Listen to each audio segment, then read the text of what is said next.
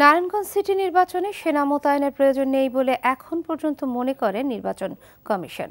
Narayanganj city নির্বাচন নিয়ে কমিশনের এমন অবস্থানের কথা জানান প্রধান নির্বাচন কমিশনার কাজী রকিবউদ্দিন আহমদ। আইনশৃঙ্খলা বাহিনীর সাথে নির্বাচন কমিশনের বৈঠক শেষে সিইসি বলেন, নারায়ণগঞ্জের পরিস্থিতি স্বাভাবিক, তবে তারা কঠোর নজরদারি রাখছেন। তিনি আরও বলেন, জাল ভোট প্রতিরোধের ব্যাপারে ইসি সর্বোচ্চ ব্যবস্থা নিয়ে রেখেছে। সরকার দলীয় সংসদ সদস্য যদি নির্বাচনের আচরণবিধি লঙ্ঘন করে থাকেন তবে ব্যবস্থা নেওয়া হবে বলেও জানান সিইসি।